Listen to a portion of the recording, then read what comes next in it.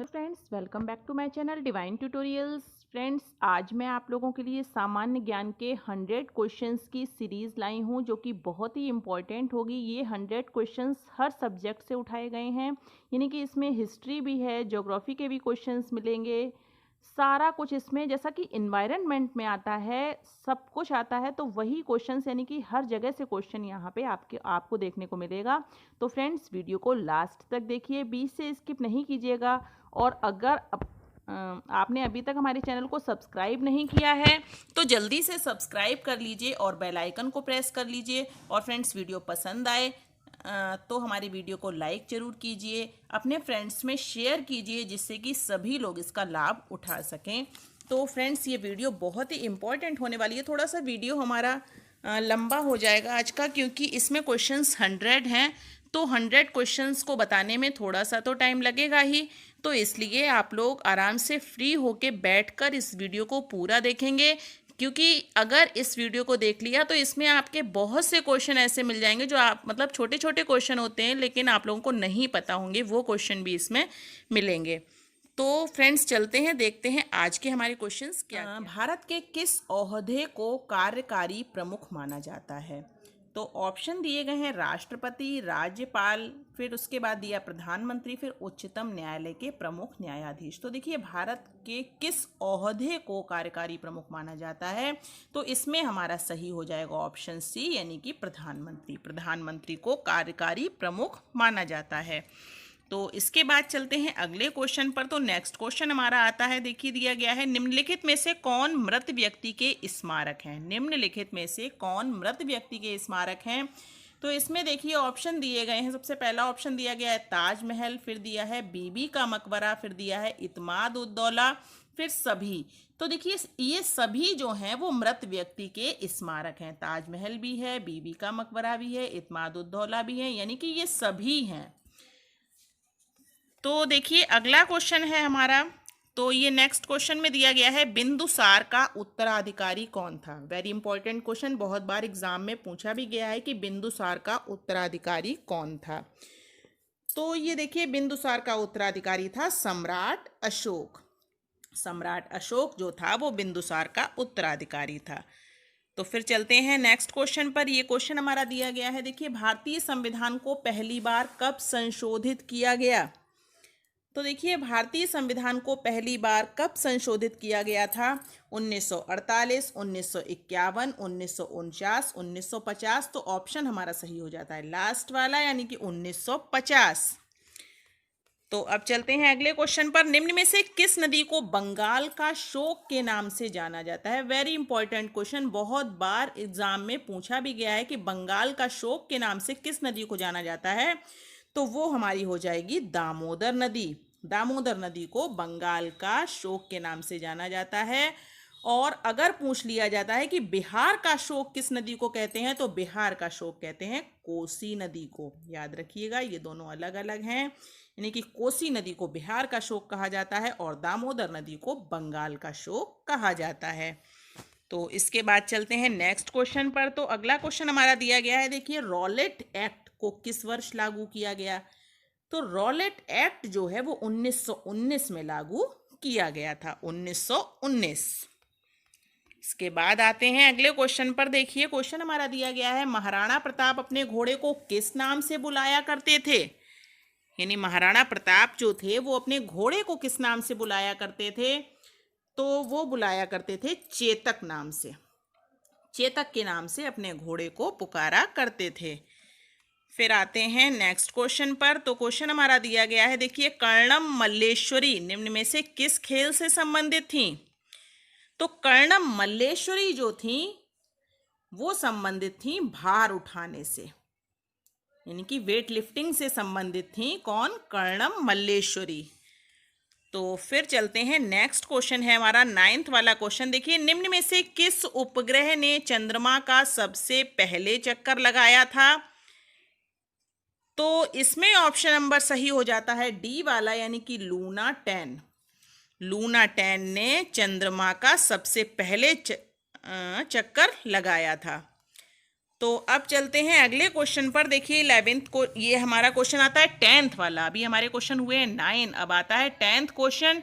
तो देखिए 10th question है हमारा, निम्न में से किस बॉक्सर को द रियल डील के नाम से जाना जाता है? तो देखिए किस बॉक्सर को द रियल डील के नाम से जाना जाता है? तो Evander Holyfield. Evander Holyfield, option number B हमारा बिल्कुल सही हो जाता है। तो ये किस नाम से जाना जाता है? The real deal. फिर चलते हैं अगले क्वेश्चन पर। तो देखिए सिंधु घाटी सभ्यता का बंदरगाह कहां पर था? तो सिंधु घाटी सभ्यता का बंदरगाह था लोथल। लोथल बंदरगाह था सिंधु घाटी सभ्यता का।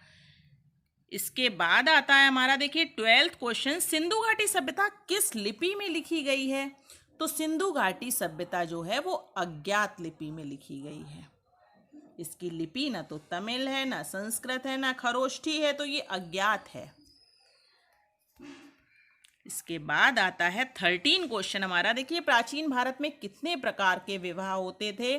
तो प्राचीन भारत में 8 प्रकार के विवाह होते थे। अगर इस तरीके से भी क्वेश्चन आ जाए तो भी ये सही हो जाएगा कि 8 प्रकार के विवाह होते थे। लेकिन यहाँ पर ऑप्शन में दिया गया है दैव विवाह होता था, फिर दिया है राक्षस विवाह, ये भी होता था, और फिर दिया है गंधर्व विवाह, ये भी होता था। यानी कि ये सभी विवाह होते थे। 8 प्रकार के जो विवाह होते थे उनमें ये विवाह भी सम्मिलित थे। तो ये सभी हमारा सही हो जाएगा। इसके बाद आता है, देखिए बुद्ध का अर्थ क्या होता है? बुद्ध का अर्थ क्या होता है? तो बुद्ध का अर्थ होता है ज्ञान प्राप्ति। बुद्ध का अर्थ होता है ज्ञान प्राप्ति।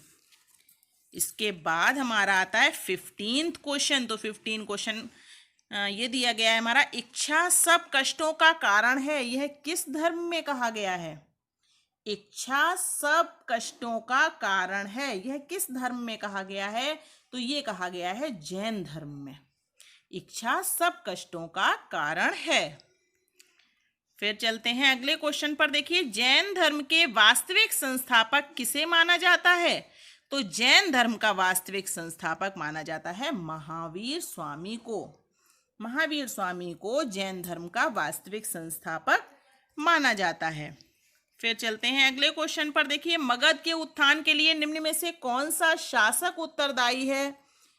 यानी कि मगध के उत्थान के लिए निम्न में से कौन सा शासक उत्तरदायी है? तो इसमें हमारा ऑप्शन सही हो जाता है बिम्बिसार। बिम्बिसार बिम्बिसार 2 जगह दिया गया है, यानी कि बी या डी कोई भी सही हो सकता है। तो बिम्बिसार जो था वो उत्तरदायी था किसमें? यानी मगध के उत्थान के लिए। तो अब चलते हैं अगले क्वेश्चन पर। तो क्वेश्चन हमारा दिया गया है, देखिए सिकंदर और पोरस की लड़ाई किस नदी के किनारे लड़ी गई थी? झेलम, गंगा, कावेरी, ब्रह्मपुत्र। तो सिकंदर और पोरस की लड़ाई जो है वो किस नदी के किनारे लड़ी गई थी? झेलम नदी के किनारे, याद रखिएगा। फिर चलते हैं, ये हमारा क्वेश्चन आता है, किस मौर्य शासक ने यूनानियों को भारत से बाहर निकाला था? तो बताइए अशोक, फिर दिया है बिम्बिसार, फिर दिया है चंद्रगुप्त मौर्य, फिर दिया है चंद्रगुप्त विक्रमादित्य। तो इसमें हमारा सही हो जाएगा चंद्रगुप्त मौर्य, यानी कि चंद्रगुप्त मौर्य ने यूनानियों को भारत से बाहर निकाला था। फिर चलते हैं अगले क्वेश्चन की तरफ। तो नेक्स्ट हमारा आता है 20 नंबर का क्वेश्चन है। देखिए अशोक के शिलालेखों से निम्न में किसकी जानकारी मिलती है? तो अशोक के शिलालेखों में किसकी जानकारी मिलती है? विदेश नीति की भी जानकारी मिलती है, जीवन वृत्त की भी जानकारी मिलती है, आंतरिक नीति, यानी कि ये सभी, इन सभी की जानकारी मिलती है अशोक के शिलालेखों में। तो फिर चलते हैं अगले क्वेश्चन पर। देखिए अशोक के शिलालेख किस लिपि में लिखे गए हैं? तो अशोक के शिलालेख लिखे गए हैं ब्राह्मी लिपि में। इसके बाद आता है हमारा क्वेश्चन नंबर 22। तो देखिए निम्न में से कौन सी विद्यापीठ सबसे पुरानी है? तो बताइए निम्न में से कौन सी विद्यापीठ सबसे पुरानी है? तो इसमें हमारा ऑप्शन नंबर सही हो जाता है तक्षशिला। तक्षशिला विद्यापीठ जो है वो सबसे ज्यादा पुरानी है। फिर चलते हैं अगले क्वेश्चन की तरफ। तो देखिए क्वेश्चन हमारा दिया गया है, विक्रमादित्य को और किस नाम से जाना जाता है? तो देखिए विक्रमादित्य को जो है वो जाना जाता है चंद्रगुप्त द्वितीय के नाम से। चंद्रगुप्त द्वितीय जो था उसका दूसरा नाम था विक्रमादित्य। इसके बाद आता है देखिए 24 नंबर का क्वेश्चन है ये, अजंता की गुफाएं किस काल में निर्मित की गई थीं? तो अजंता की गुफाएं जो हैं वो गुप्त काल में निर्मित की गई थी। गुप्त काल, ऑप्शन नंबर ए हमारा बिल्कुल सही हो जाता है। फिर चलते हैं 25 नंबर का क्वेश्चन है ये, एहोल शिलालेख किससे संबंधित है?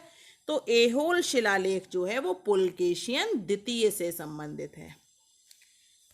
फिर चलते हैं अगले क्वेश्चन की तरफ। तो देखिए किसके शासनकाल में वेनसांग भारत आया था? तो आप लोग बताइए किसके शासनकाल में वेनसांग भारत आया था? तो इसमें ऑप्शन नंबर हमारा सी हो जाता है, यानी कि हर्षवर्धन। हर्षवर्धन के शासनकाल में वेनसांग भारत आया था। अब चलते हैं, देखिए क्वेश्चन नंबर है हमारा 27। दिल्ली का कुतुब मीनार किसके शासनकाल में पूरा हुआ था? तो दिल्ली का कुतुब मीनार जो है वो इल्तुतमिश के शासनकाल में पूरा हुआ था। फिर चलते हैं अगले क्वेश्चन की तरफ। तो देखिए दिल्ली सल्तनत का उदारक सुल्तान किसे कहा जाता है, यानी कि प्रभुता संपन्न सुल्तान किसे कहा जाता है? तो वो भी कहा जाता है इल्तुतमिश को। फिर चलते हैं अगले क्वेश्चन की तरफ। क्वेश्चन नंबर है हमारा 29। तो देखिए भारत की पहली महिला शासिका निम्न में से कौन थी? यानी कि भारत की पहली महिला शासिका निम्न में से कौन थी? तो वो थी रजिया सुल्तान। रजिया सुल्तान पहली महिला शासिका थी। इसके बाद आता है क्वेश्चन नंबर 30। तो देखिए दिया गया है क्वेश्चन नंबर 30 में क्या दिया गया है, अमुक्त माल्यद पुस्तक किस शासक के द्वारा लिखी गई? यानी कि अमुक्त माल्यद पुस्तक, तो अमुक्त माल्यद पुस्तक लिखी गई थी कृष्णदेव राय के द्वारा। क्वेश्चन हमारे हो गए हैं 30। इसके बाद आगे बढ़ते हैं हम लोग 31 क्वेश्चन की तरफ। तो देखिए दिया गया है पानीपत का प्रथम युद्ध कब हुआ था? Very important question. देखिए 15 अप्रैल 1530, 15 अप्रैल 1524, 15 अप्रैल 1526, 15 अप्रैल 1566। तो इसमें ऑप्शन नंबर हमारा सी बिल्कुल सही हो जाता है। 15 अप्रैल 1526 को पानीपत का प्रथम युद्ध हुआ था। फिर चलते हैं नेक्स्ट क्वेश्चन की तरफ। तो देखिए मोती मस्जिद किस नगर में स्थित है? तो मोती मस्जिद स्थित है आगरा में। आगरा में मोती मस्जिद स्थित है। फिर आता है हमारा नेक्स्ट क्वेश्चन। देखिए लड़ाकू पेशवा के नाम से किसे जाना जाता है? तो लड़ाकू पेशवा के नाम से जाना जाता है बाजीराव प्रथम को। बाजीराव प्रथम को लड़ाकू पेशवा के नाम से जाना जाता है, याद रखिएगा। अब चलते हैं नेक्स्ट क्वेश्चन की तरफ। तो क्वेश्चन है हमारा भारत आने वाला पहला अंग्रेजी जहाज कौन सा था? तो भारत आने वाला पहला अंग्रेजी जहाज था रेड ड्रैगन। रेड ड्रैगन जो था वो था भारत आने वाला पहला अंग्रेजी जहाज, रेड ड्रैगन। फिर चलते हैं अगले क्वेश्चन की तरफ। निम्न में से किस देश का संविधान लिखित रूप में नहीं है? तो फ्रेंड्स देखिए ब्रिटेन का संविधान जो है वो लिखित रूप में नहीं है। अब चलते हैं अगले क्वेश्चन की तरफ। तो क्वेश्चन दिया गया है हमारा, डॉक्टर राजेंद्र प्रसाद को संविधान सभा का स्थायी अध्यक्ष कब नियुक्त किया गया? तो फ्रेंड्स देखिए स्थायी अध्यक्ष जो है वो नियुक्त किया गया था 11 दिसंबर 1946 को, और 9 दिसंबर 1946 को अस्थायी अध्यक्ष के रूप में उनको नियुक्त किया गया था। लेकिन स्थायी अध्यक्ष बनाया गया था 11 दिसंबर 1946 को। इसके बाद आता है देखिए भारतीय संविधान कब लागू हुआ था? तो भारतीय संविधान लागू हुआ था 26 जनवरी 1950 को। फिर चलते हैं अगले क्वेश्चन की तरफ। तो देखिए उच्च न्यायालय के द्वारा कितनी रिटें जारी की जा सकती हैं? तो उच्च न्यायालय के द्वारा 5 रिटें जारी की जा सकती हैं। कितनी रिटें जारी की जा सकती हैं? 5 रिटें।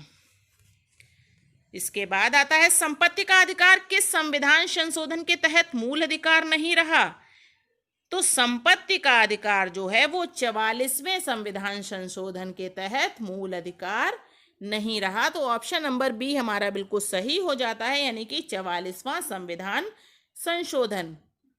इसके बाद आता है, देखिए क्वेश्चन नंबर, ये आता है हमारा 40, यानी कि 40 क्वेश्चन हम लोगों के अटेम्प्ट हो चुके हैं। तो देखिए 40वां क्वेश्चन है हमारा, डॉक्टर अंबेडकर के अनुसार संविधान का दिल किसे कहा जाता है, यानी कि संविधान की आत्मा। तो वो कहा जाता है संवैधानिक उपचारों के अधिकार को, संवैधानिक उपचारों के अधिकार को संविधान की आत्मा यानी कि संविधान का हृदय, संविधान का दिल भी कहा जाता है। फिर आता है हमारा क्वेश्चन, देखिए विदेशियों और नागरिकों दोनों को कौन सा अधिकार है। तो विदेशियों और नागरिकों को विधिक अधिकार प्राप्त हैं। इसके बाद आता है, राष्ट्रपति अपना त्याग पत्र किसे दे सकता है। तो राष्ट्रपति अपना त्याग पत्र उपराष्ट्रपति को दे सकता है। फिर आता है हमारा क्वेश्चन, देखिए भारत की संसदीय प्रणाली किस देश के संविधान से ग्रहण की गई है। भारत की संसदीय प्रणाली किस देश के संविधान से ग्रहण की गई है। तो इसमें ऑप्शन नंबर लास्ट हो जाएगा, यानी कि ब्रिटिश संविधान से ग्रहण की गई है। इसके बाद चलते हैं अगले क्वेश्चन की तरफ, स्वतंत्र भारत के पहले लोकसभा अध्यक्ष कौन थे। तो पहले लोकसभा अध्यक्ष थे जीवी मावलंकर। स्वतंत्र भारत के पहले लोकसभा अध्यक्ष जीवी मावलंकर थे। फिर आता है हमारा क्वेश्चन नंबर 45। तो देखिए लोकसभा के निर्वाचन की सीटों की अधिकतम संख्या कितनी हो सकती है। लोकसभा के निर्वाचन की सीटों की अधिकतम संख्या कितनी हो सकती है। तो वो हो सकती है 550, 550। तो फिर चलते हैं 46 क्वेश्चन की तरफ, राष्ट्रीय एकता परिषद एनआईसी का अध्यक्ष कौन होता है। तो एनआईसी का अध्यक्ष होता है प्रधानमंत्री। ऑप्शन नंबर डी हमारा बिल्कुल सही हो जाता है, यानी कि एनआईसी का अध्यक्ष किसको कहा जाता है। तो वो कहा जाता है प्रधानमंत्री को। फिर आता है क्वेश्चन नंबर 47, भारत में अदालत कितने स्तर तक होती है। तो भारत में अदालत 3 स्तर तक यानी त्रिस्तर तक होती है। फिर चलते हैं क्वेश्चन नंबर 48। देखिए वेरी इंपॉर्टेंट क्वेश्चन, योजना आयोग की स्थापना कब की गई थी। तो योजना आयोग की स्थापना की गई थी 1950 में। फिर आता है हमारा, मुख्यमंत्री की नियुक्ति कौन करता है। तो मुख्यमंत्री की नियुक्ति करता है राज्यपाल। राज्यपाल जो है वो मुख्यमंत्री की नियुक्ति करता है। फिर चलते हैं क्वेश्चन नंबर 50, यानी कि आधे पर हम लोग आ गए हैं। अब तो क्वेश्चन नंबर 50 दिया गया है, दिल्ली में कुल कितनी विधानसभा की सीटें हैं। तो दिल्ली में कुल जो है वो 70 विधानसभा की सीटें हैं। क्वेश्चंस हमारे आधे हो चुके हैं, हाफ हो गए हैं। इसके बाद चलते हैं अगले क्वेश्चन की तरफ, क्वेश्चन नंबर 51, आर्थिक योजना संविधान किस सूची में शामिल है। तो आर्थिक योजना संविधान जो है वो किस सूची में शामिल है। समवर्ती सूची में, समवर्ती सूची में शामिल है। फिर चलते हैं क्वेश्चन नंबर 52, नगर निगम का अध्यक्ष कौन होता है। तो नगर निगम का अध्यक्ष होता है महापौर। लास्ट ऑप्शन हमारा सही हो जाता है महापौर। किसको कहा जाता है, नगर निगम के अध्यक्ष को। फिर चलते हैं अगले क्वेश्चन पर, देखिए विश्व की सबसे पहली महिला प्रधानमंत्री कौन थी। तो विश्व की सबसे पहली महिला प्रधानमंत्री थी सिरिमावो भंडरनायके। सिरिमावो भंडरनायके विश्व की सबसे पहली महिला प्रधानमंत्री थी। इसके बाद आता है अगला क्वेश्चन, राष्ट्रीय पिछड़ा वर्ग आयोग का गठन किस अधिनियम के तहत हुआ था।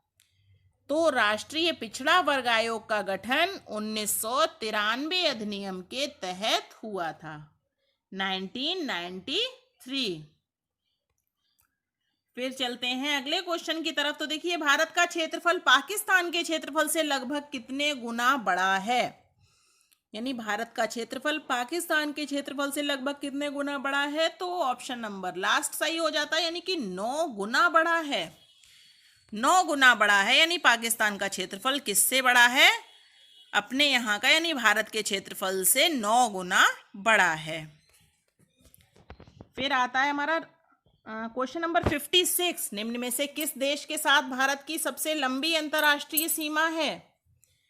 निम्न में से किस देश के साथ भारत की सबसे लंबी अंतर्राष्ट्रीय सीमा है, तो ऑप्शन नंबर बी सही हो जाता है, यानी कि बांग्लादेश। बांग्लादेश की सबसे लंबी अंतर्राष्ट्रीय सीमा है किसके साथ? भारत की। फिर चलते हैं, देखते हैं क्वेश्चन क्या दिया गया है हमारा। तो क्वेश्चन दिया है तमिलनाडु और आंध्र प्रदेश के तटीय भूभाग को क्या कहते हैं? तो देखिए, तमिलनाडु और आंध्र प्रदेश के तटीय भूभाग को क्या कहते हैं? तो इसको कहते हैं कोरोमंडल। कोरोमंडल कहते हैं। किसको कहते हैं? तमिलनाडु और आंध्र प्रदेश के तटीय भूभाग को कोरोमंडल कहते हैं। फिर आता है हमारा क्वेश्चन नंबर 58। तो देखिए, हिमाचल प्रदेश में कौन सा दर्रा है जिसके सहारे सतलज नदी प्रवेश करती है? हिमाचल प्रदेश में यानी ऐसा कौन सा दर्रा है जिसके सहारे सतलज नदी प्रवेश करती है? तो इसमें हमारा ऑप्शन सही हो जाता है शिपकीला। शिपकीला दर्रा के सहारे सतलज नदी प्रवेश करती है। फिर चलते हैं अगले क्वेश्चन की तरफ। 59 नंबर का क्वेश्चन है। देखिए, पेट्रोलॉजी किसका अध्ययन करता है?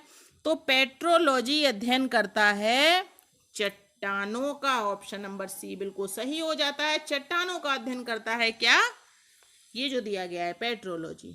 पेट्रोलॉजी किसका अध्ययन करता है? चट्टानों का।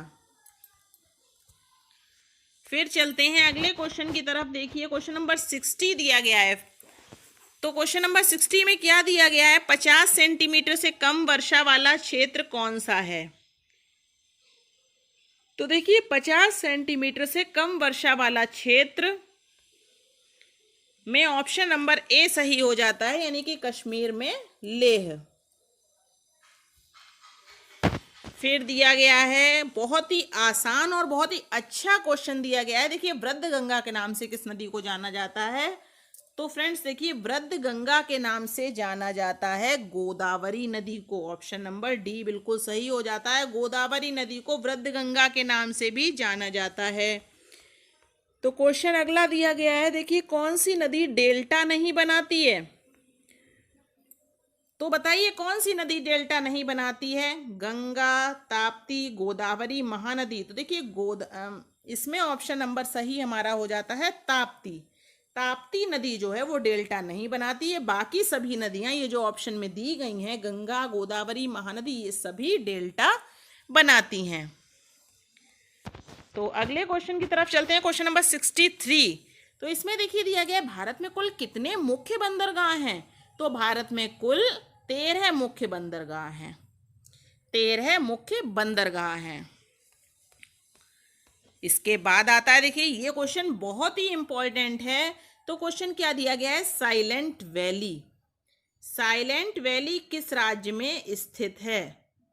तो फ्रेंड्स, साइलेंट वैली जो है वो केरल राज्य में स्थित है। साइलेंट वैली कहाँ स्थित है? केरल राज्य में। फिर आता है हमारा, देखिए, भारत में सबसे ज्यादा वन किस राज्य में पाए जाते हैं? तो भारत में सबसे ज्यादा वन पाए जाते हैं मिजोरम में। मिजोरम में सबसे ज्यादा वन पाए जाते हैं। इसके बाद क्वेश्चन आता है हमारा, देखिए, भारत में समुद्री गाय किस क्षेत्र में पाई जाती है? तो भारत में समुद्री गाय जो है वो मन्नार की खाड़ी में पाई जाती है। समुद्री गाय किस क्षेत्र में पाई जाती है? मन्नार की खाड़ी में। फिर आता है हमारा क्वेश्चन, IR-20 और रत्ना किस फसल की दो प्रमुख किस्म हैं? IR-20 और रत्ना किस फसल की दो प्रमुख किस्म है? तो इसमें ऑप्शन नंबर हमारा बी सही हो जाता है, यानी कि धान। फिर चलते हैं अगले क्वेश्चन की तरफ। तो देखिए, क्वेश्चन हमारा दिया गया है, झूम की खेती अभी भी किस राज्य में प्रचलित है? झूम की खेती। तो झूम की खेती फ्रेंड्स देखिए, नागालैंड में भी अभी प्रचलित है, मिजोरम में भी है, मणिपुर में भी है, यानी कि इन सभी में। तो इसमें देखिए दिया गया है। अगला क्वेश्चन हमारा आता है, तो ये क्वेश्चन देखिए दिया गया है, भारत देश में लिग्नाइट का उत्पादन सबसे अधिक किस राज्य में होता है? भारत देश में लिग्नाइट का उत्पादन सबसे अधिक किस राज्य में होता है?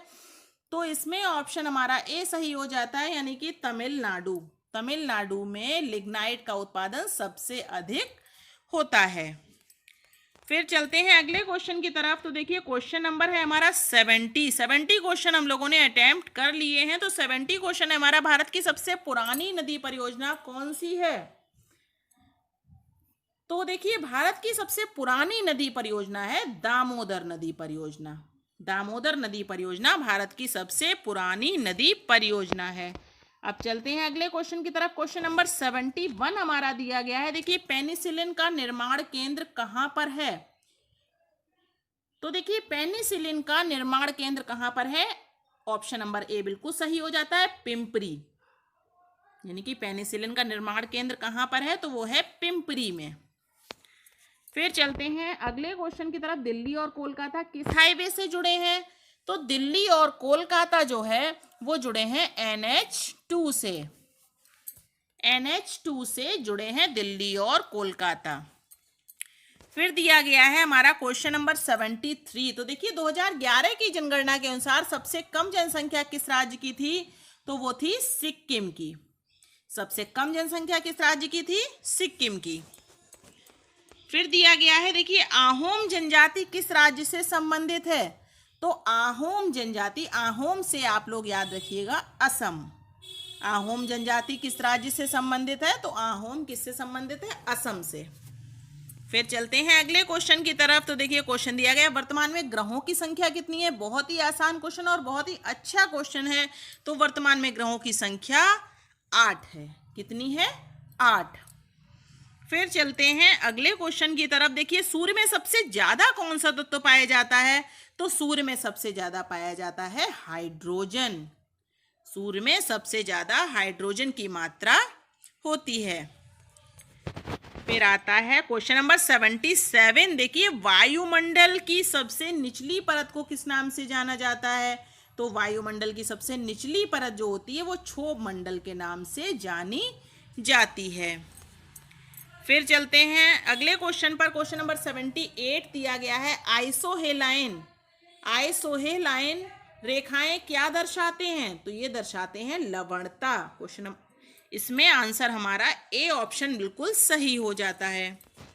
फिर चलते हैं अगले क्वेश्चन की तरफ। क्वेश्चन नंबर 79 दिया गया है क्षेत्रफल की दृष्टि से कौन सा देश सबसे बड़ा है?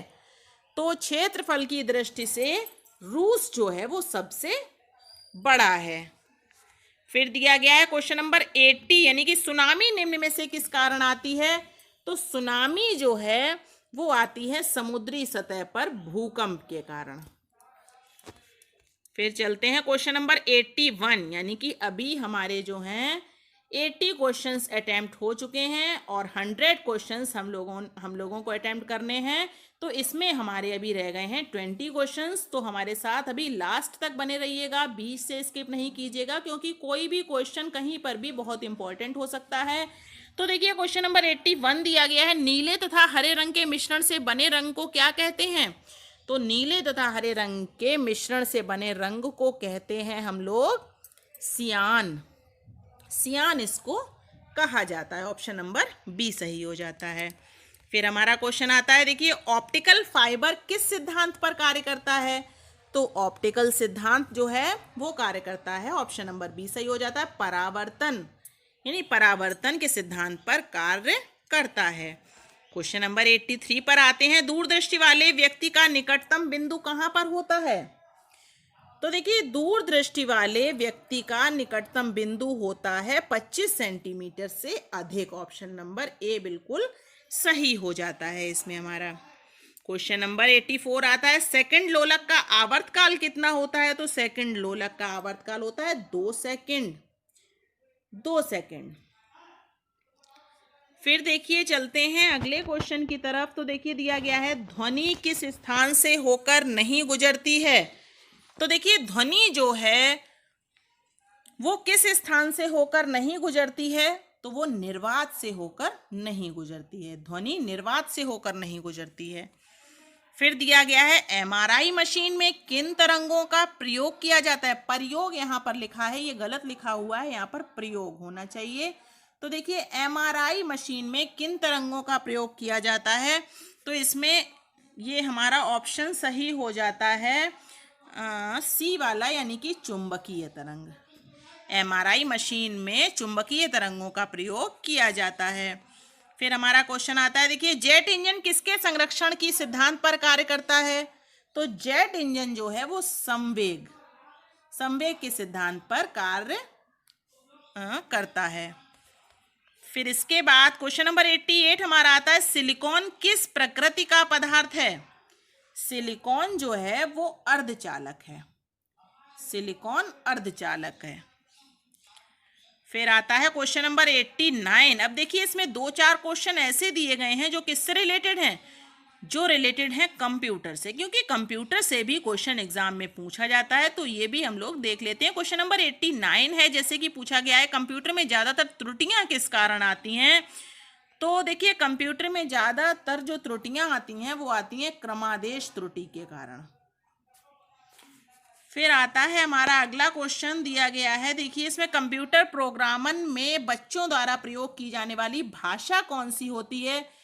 तो फ्रेंड्स देखिए बच्चों के द्वारा प्रयोग की जाने वाली भाषा जो होती है वो होती है लोगो भाषा का प्रयोग किया जाता है। अब क्वेश्चन नंबर 91 देखिए, केवल हमारे 10 क्वेश्चन अब वो हैं इसमें रह गए हैं, बाकी के 90 क्वेश्चन हम लोगों ने अटेम्प्ट कर लिए हैं, तो जल्दी से इन 10 क्वेश्चंस को भी अटेम्प्ट करते हैं। 91 हमारा क्वेश्चन दिया गया है, ग्रुप वेयर क्या कहलाता है? तो ग्रुप वेयर कहलाता है सॉफ्टवेयर। ग्रुप वेयर क्या कहलाता है? सॉफ्टवेयर। फिर चलते हैं अगले क्वेश्चन की तरफ। तो देखिए क्वेश्चन दिया गया है, संशोधक की के नाम से किस बटन को जाना जाता है? तो संशोधक की जो होती है वो क्या कहलाती हैं? तो देखिए ये सभी जो हैं वो संशोधक की होती हैं, यानी कि कंट्रोल, शिफ्ट, आल्ट, ये सभी, तो सभी जो हैं वो संशोधक की के अंतर्गत आती हैं। इसके बाद आता है क्वेश्चन नंबर 93, विश्व का सबसे बड़ा नेटवर्क क्या है? तो विश्व का सबसे बड़ा नेटवर्क होता है इंटरनेट। क्वेश्चन नंबर ये हमारा 93 का ए बिल्कुल सही हो जाता है। फिर हमारा क्वेश्चन आता है, हाइड्रोजन परमाणु के अंदर कितने न्यूट्रॉन होते हैं? तो हाइड्रोजन परमाणु के अंदर 0 न्यूट्रॉन होते हैं, 0 सही हो जाएगा। फिर आता है क्वेश्चन नंबर 95, देखिए पीने के पानी में कॉपर का अधिकतम अनुमत सांद्रण मिलीग्राम लीटर कितनी होती है? तो वो होती है 2। इसके बाद आते हैं, देखते हैं अगले क्वेश्चन पर। तो क्वेश्चन हमारा दिया गया है, उत्कृष्ट धातु को घोलने के लिए किस अम्ल का प्रयोग किया जाता है? तो उत्कृष्ट धातु को घोलने के लिए किया जाता है एक्वारेजिया का प्रयोग किया जाता है। फिर आता है हमारा क्वेश्चन नंबर 97, यानी कि ब्लीचिंग पाउडर का रासायनिक नाम क्या है? तो ब्लीचिंग पाउडर का रासायनिक नाम होता है कैल्शियम हाइपोक्लोराइट। कैल्शियम हाइपोक्लोराइट होता है किसका? ब्लीचिंग पाउडर का रासायनिक नाम। फिर आता है 98 क्वेश्चन हमारा। तो देखिए पेट्रोलियम किसका मिश्रण होता है? तो पेट्रोलियम मिश्रण होता है हाइड्रोकार्बन का। हाइड्रोकार्बन का मिश्रण होता है क्या? पेट्रोलियम। इसके बाद आता है क्वेश्चन नंबर 99। तो देखिए लोहे की कमी से निम्नलिखित में से कौन सा रोग होता है? तो लोहे की कमी से होता है गायटर रोग होता है लोहे की कमी से। अब देखिए लास्ट क्वेश्चन है हमारा, हम लोगों ने 100 क्वेश्चंस अटेम्प्ट कर लिए हैं, तो लास्ट क्वेश्चन 100 वाला क्वेश्चन दिया गया है हमारा, नेफ्रॉन शब्द किस तंत्र से संबंधित है? तो नेफ्रॉन शब्द जो है वो उत्सर्जी तंत्र से संबंधित है। तो फ्रेंड्स ये थे हमारे 100 क्वेश्चंस की सीरीज। अगर आपको पसंद आई हो तो वीडियो लाइक कीजिए, और अगर आपको ऐसे ही 100 क्वेश्चंस की सीरीज और चाहिए तो आप लोग मुझे बताइए, तो मैं आप लोगों के लिए और भी ऐसे ही क्वेश्चंस लेकर आऊँगी। तो अगर वीडियो पसंद आया हो तो लाइक कीजिए, चैनल को सब्सक्राइब करके बेल आइकन को प्रेस कर लीजिए, जिससे आने वाले वीडियोस के सभी नोटिफिकेशन आपको समय से मिलते रहें। Thank you.